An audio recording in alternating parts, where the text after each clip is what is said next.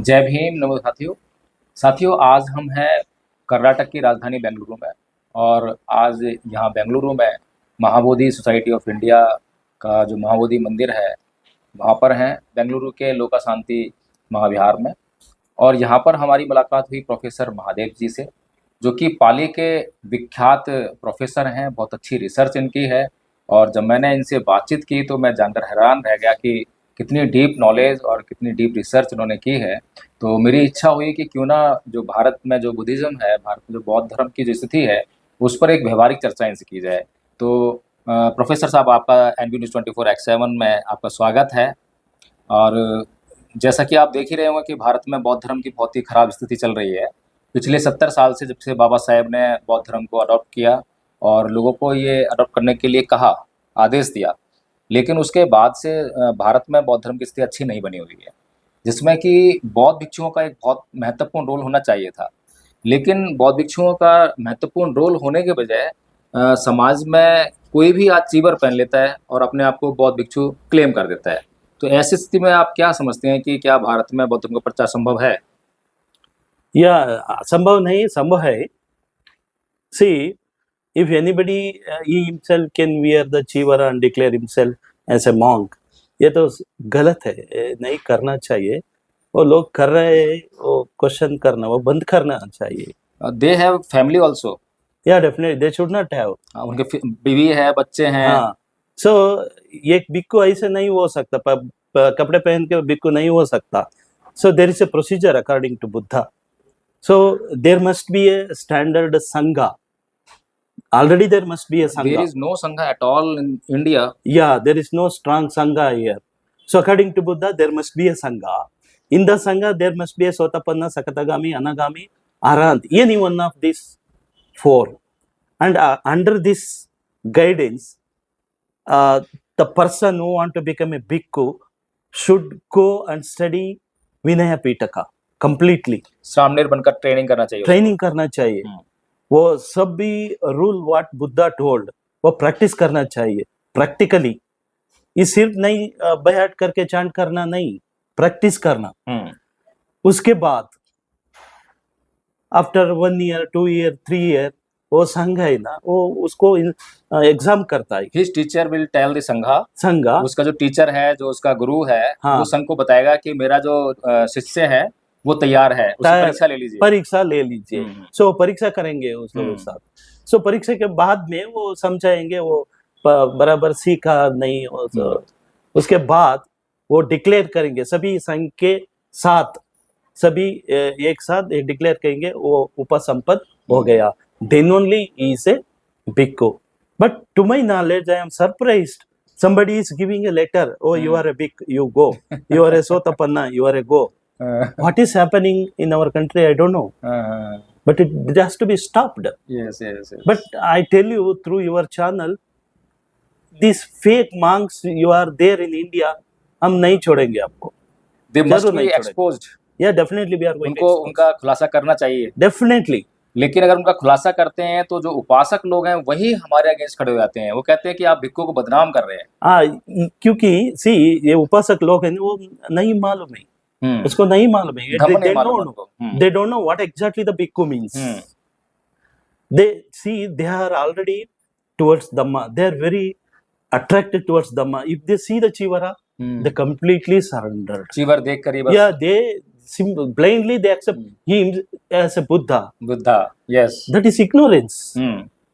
Upasak should develop panya. It's awareness. Even they don't have the capacity to check the knowledge of the actual person who is wearing robe.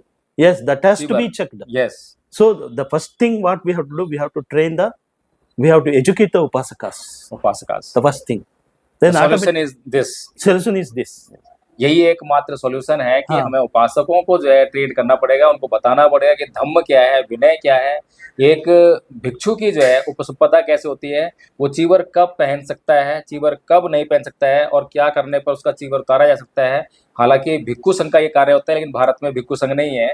तो इसीलिए professor साहब, एक बड़ी समस्या है कि जब भारत में भिक्षु संघ नहीं है तो फिर मॉन्क बनेगा कैसे, भिक्षु बनेगा कैसे? If he anybody wants to be monk, Then what is the solution for this? So for this, I think the Upasaka should join together. They make an environment, train the children Upasakas to the level of Bhikkhu by teaching them Vinaya. But where the Upsampadas will be carried out? No, we have to take we have to create some vihara, some environment. I told you, no, some classroom environment we have to make. Through that, we have to prepare them. It is possible. It is happening in some of the places. The training being going on. अभी जिस तरह से हमने देखा कि महाबोधि महाविहार का जो आंदोलन है उसके नाम पर जो है मतलब करोड़ों रुपया जो है और डिफरेंट नकली भिक्षुओं ने मतलब जनता से उठाया और उसको मूवमेंट में तो लगा ही नहीं है, कहीं पर भी जो है देखा ही नहीं गया, कोई मूवमेंट चला ही नहीं इस तरह का जो है। लेकिन लोगों ने जो है अंधश्रद्धा में आकर बहुत सारा पैसा दिया है और उन लोगों को दिया है जो कि भिक्षु नहीं है। जैसे कि अब मैं नाम लेकर ही बोल देता हूँ, आकाश लामा जी अभी साइंस जर्नी पर आए तो साइंस जर्नी ने उनको भंते कह के पुकारा। क्या आप समझते हैं वो भंते हैं? कैसे समझते हो? किस संघ से आता है वो? यस, विनयाचार्य किस संघ से आते हैं? श्रामणेर भी नहीं है। किस संघ से आता है वो? Yes, so we don't know, हम लोग नहीं जानते हैं कि किस संघ से आते हैं और हम नहीं जानते हैं कि उन्होंने चीवर कैसे लिया है, हम नहीं जानते हैं कि उनको पता कब हुई है, कैसे हुई है, और यहाँ तक कि वो खुद ही बोल चुके हैं कि मैं भिक्षु नहीं हूँ, मैं श्रामणेर हूँ। अब समझने वाली बात ये है कि अगर कोई व्यक्ति श्रामणेर है तो उपासक लोग जो है उसको किस बात के लिए दान दे रहे हैं? How can he lead any agitation? जब वो श्रामणेर है और किसी के अंडर ट्रेनिंग ले रहा है तो वो कैसे किसी आंदोलन को मतलब लीड कर सकता है? उसका नेतृत्व कर क्या सकता है? बिना गुरु के परमिशन कर नहीं सकता हो जाए। सो इसीलिए जो है ये जो प्रॉब्लम है इंडिया में, जो महाबोधि महाविहार की प्रॉब्लम है, प्रोफेसर साहब एक चीज़ और कि इन लोगों ने जो है इंटरनेशनल कम्युनिटी की जो इमोशंस हैं उनको एनकैश करते हुए इतना बड़ा मतलब जो है ये खड़ा कर दिया। लेकिन एक चीज़ मेरे दिमाग में बैठती है कि अगर ये बीटी एक्ट खत्म हो जाता है उसके बाद क्या है? क्योंकि भारत में तो बहुत लोग हैं ही नहीं और उसके बाद जो है संघ भी नहीं है भारत में। इसके बारे में educated upasaka should sit, think and organise and plan something. बस समस्या तो और भी गंभीर है कि भारत में एजुकेटेड उपासक भी नहीं है। कुछ लोग हैं जो कि अपने मतलब घर गृहस्थी में व्यस्त हैं, उनको मतलब नहीं है समाज से, उनको मतलब नहीं है धर्म से, धर्म को जान गए हैं लेकिन वो अपने आप प्रैक्टिस कर रहे हैं, बस बाकी से मतलब नहीं है। तो ऐसे में जो है अगर ये बीटी एक्ट खत्म हो जाता है, बीटी एक्ट इलीगल है, अनकॉन्स्टिट्यूशनल है, we know it very well, हम इसको अच्छी तरह जानते हैं कि ये इलीगल है, ये आज नहीं तो कल खत्म होगा ही होगा। लेकिन इसके खत्म होने के बाद महाविहार जो है किसको दिया जाएगा? बुद्धिस्ट को देना पड़ेगा। नहीं, बुद्धिस्ट को देना पड़ेगा, लेकिन there is no any organization who can declare that who is Buddhist and who is non-Buddhist. We are going to take responsibility. Who is non-Bhikkhu. Okay. So this is our basic problem. Until unless we solve this problem, अगर जब तक हम इस problem को, जिस समस्या को हम नहीं सुलझाते हैं कि कौन भिक्षु है और कौन भिक्षु नहीं है और कौन बौद्ध है और कौन अबौद्ध है, दो बातें हैं, भिक्षु को भी बताना पड़ेगा और बौद्ध और अबौद्ध बताना पड़ेगा। There are some good bhikkhus also. Yes, I have found some good bhikkhus but also. they have no any domination. उनका प्रभाव ही नहीं है मतलब समाज में जो है। जो अच्छे भिक्षु हैं वो तो अपना मेडिटेशन करने में लगे हुए हैं। या मेडिटेशन करने में लगे हुए हैं और लोगों के पास नहीं आ रहे। तो ऐसे में नहीं लगता कि एक उपासक संघ, एक सशक्त उपासक संघ जो है क्रिएट होना चाहिए, जिसका कि दोनों काम होना चाहिए। अच्छी बात है। बौद्ध और अबौद्ध को भी डिक्लेयर करना चाहिए, उसका भी उसको रूल्स बनाना चाहिए, और जो कौन भिक्षु है कौन नहीं है वो तो बाबा साहेब ने बोल दिया ऐसे। उपासक को ये कर दिए, बोल दिया। बाबा साहेब ने बहुत अच्छा हमें जो है रास्ता दिया, लेकिन अमिट लोग जो उस रास्ते को जानते नहीं, पहली बात तो, और जानने मतलब जैसे हम बताते हैं तो हमें ही अपोज करते हैं। अच्छा प्रोफेसर साहब एक बात बताइए कि क्या कोई भिक्षु उपासकों के साथ में मिलकर कोई संगठन क्रिएट कर सकता है क्या? नहीं कर सकना, नहीं करना, और अभी तो उसका काम नहीं है। सारे भिक्षु जो है कोई ना कोई संगठन बनाकर और कुछ न कुछ कार्य करते हैं। अभी वो तो धंधा है। क्या कोई भिक्षु जो है कोई हॉस्पिटल का निर्माण कर सकता है क्या? बिल्कुल नहीं, बिल्कुल नहीं, बिल्कुल नहीं कर सकता। नहीं, भिक्षु तो कर सकता है ना, भिक्षुओं के लिए। नहीं नहीं नहीं, भिक्षु फिर कहाँ पर इलाज कराएंगे? उपासक करता है।